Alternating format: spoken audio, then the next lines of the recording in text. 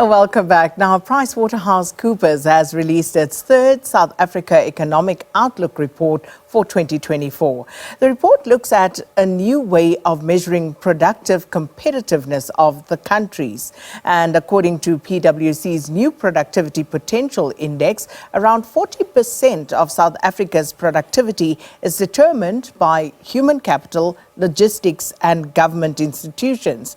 Now, these three areas are currently among the country's biggest economic challenges, and productivity plays a massive role in increasing employment, leading to improved wages and also better economic conditions. But how does South Africa address these challenges to help boost its economy? To help us look at that and unpack some of these issues, we joined virtually by PwC South Africa's senior economist, Dr Christie Viljoen. Dr. Viljoen, thanks for your time. Welcome to Morning Live. Good morning. So let's start at the end and work our way back by just taking a look at whether we can bounce back as a nation in our economy. I think the short answer is yes. We as South Africans are creative, we're innovative, we've overcome so many things. If we want to work backwards, yes, we can, we should, we could. We've got the people, we've got the opportunities, we've got the resources. So when we look at things like productivity and we see where we are, where we want to be, there are steps in between that we have to take. We just need to make the right decisions, put the right policies in place, and then implement them. So those are all of the challenging steps, I think, along the way. But yes, one day when we look back, hopefully we say we took the right decisions, we could make it. You know, Dr. Viljoen, I feel like I sound like a stuck record because, you know, analyst after analyst, politician after politician, the same question, you know, why is it so difficult? Why is it that we've been lagging, that our economy has struggled to take off for so long? What are we doing wrong and where do the problems lie?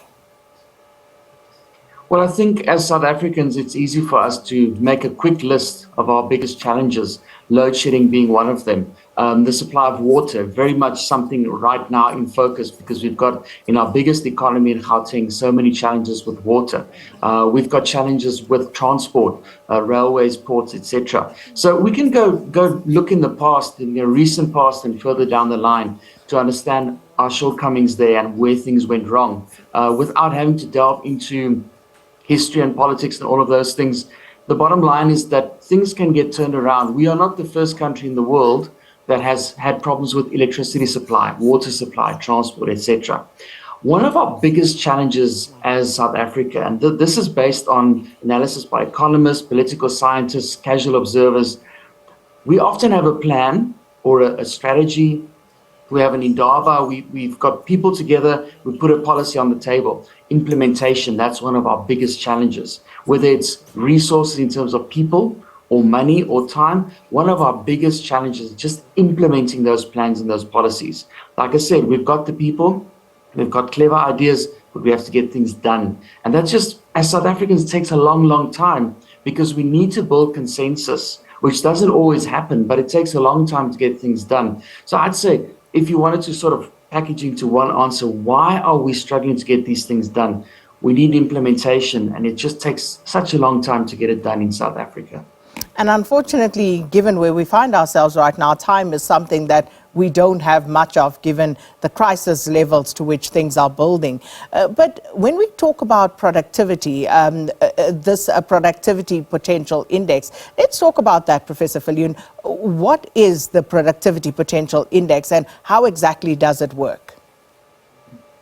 So it's an index that some of my global colleagues put together to better understand productivity. Now, when we say productivity, it often means just how much we produce with given inputs. If you look a little bit further from a broader economic perspective, it's how much we produce in terms of, let's say, GDP with the amount of people that are employed. But That's maybe a bit of a narrow measurement, because we also have to think about things like sustainability.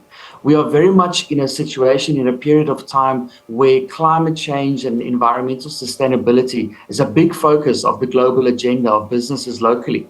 So this index adds a few elements to the sort of traditional measurements of productivity, takes into account sustainability. It looks at the role of government institutions, for example, the role of trust and societal capital. So it broadens our understanding of what is needed to grow an economy in order to create more jobs, and for these jobs to create more valuable output. Because in the end, when we create those jobs and they create more valuable output, we actually see people get paid more.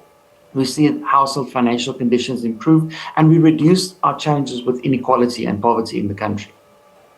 So when we look at productivity, how would we rate South Africa at this point in time? And you've also, Dr. Viljoen, identified government's institutional failures and the logistics crisis and human capital as three of the major economic challenges. So if we were to take productivity as a factor, how can we use that to turn around the current situation?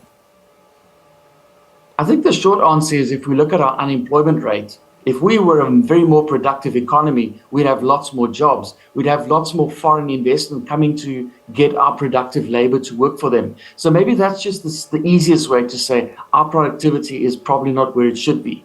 Trying to fix that, as you said, we've looked at these different elements of what determines our productivity. One is human capital, so that's education. We know we've got lots of challenges with education in our country.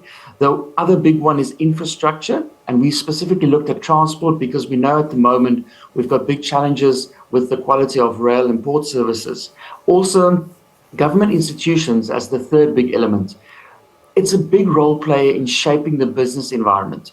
Government institutions determine the rules of the game, if you want to put it that way. So if you're a private business, you want to partake in the economy, these institutions determine what the rules are, what you need to do, what you can do, what you cannot do. And that's why these institutions need to function well, efficiently, not be corrupt. They need to be staffed by people with skills and the abilities to actually perform in their tasks. And when we look at what can be done, because that's part of our analysis, not just the challenges, but the opportunities to fix these shortcomings, let's put it that way. The one big thing is public-private cooperation. And I think since the arrival of COVID-19, we've seen a significant increase in the cooperation between organized business and government trying to solve our country's challenges. With some results, we also still have problems to sort out.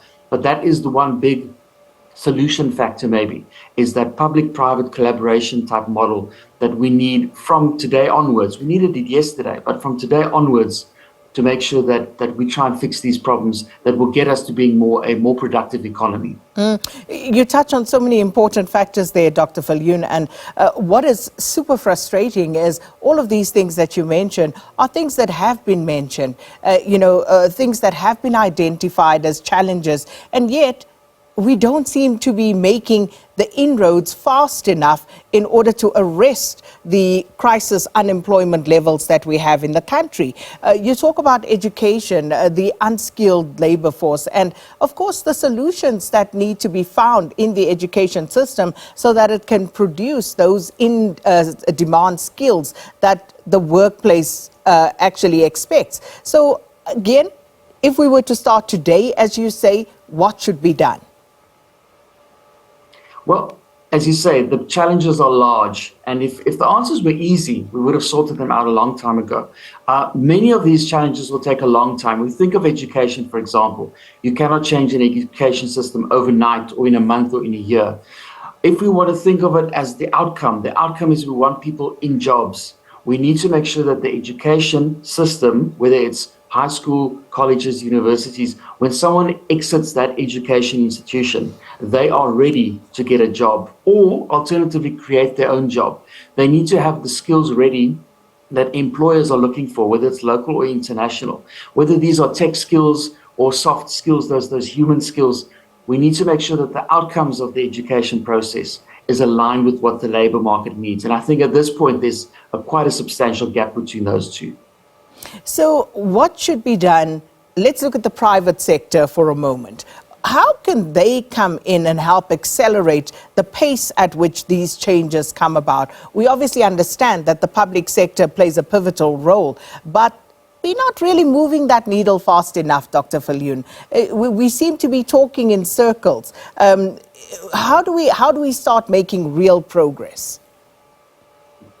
As I said, the public-private collaboration, that's how we're going to solve it. If we get back to education as the example, if we think of universities and colleges that have degree and certificate programs that aim to create labor force entities and employees that can go on to get jobs, the private sector needs to be involved in the education process. In the end, the private sector needs those people to be well qualified. So that means that there needs to be an interaction, let's call it a cross-pollination if we want to, between what's happening in education and what the labor market actually needs. Because if we have that interaction, we can narrow that gap between the type of skills that get produced and the type of skills that are needed. So that's just one example, I think, of that public-private collaboration. Industry and private business needing to be involved and helping influence the education process and curriculum. And if you talk to university leaders, for example, most of them would agree there is a big need for this.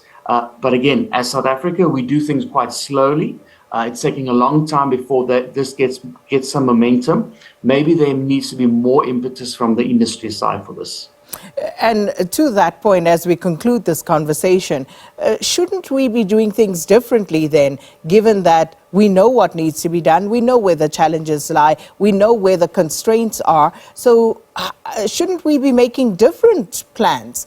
Shouldn't we be saying, okay, here is what we're going to move on, 1, 2, or 3, and these are the sectors we're going to move in, and these are the time frames in which we need to get things done? Because I think what I'm saying is, I think we're just desperate for something to keep moving. Yes, I think the word desperate is a good word to use at this point. If we look at the speed of economic growth, if we look at our social challenges, if we look at what's happening ahead of elections, we know that we need solutions now. If we get back again to education as an example, we know what the answers are. We can look internationally how good education systems and good labor market outcomes look. But these things, and especially in education, take a long, long time because you need to, from the start, from day one, when someone goes to grade R, for example, that is where the foundation is laid. So it takes 12, 13, 14 years to train someone to get them to university. In that process, you also need the right people to do the right training. So the teachers need to have the right training and other resources. So it's a long one, but we need to start doing now. You're quite correct. Indeed. We need the answers to start happening now. Well, Dr. Viljoen, thanks so much for your time. Dr. Christie Viljoen, PwC South Africa senior economist, helping us unpack South Africa's economic outlook for this year and some of the constraints that we are up against.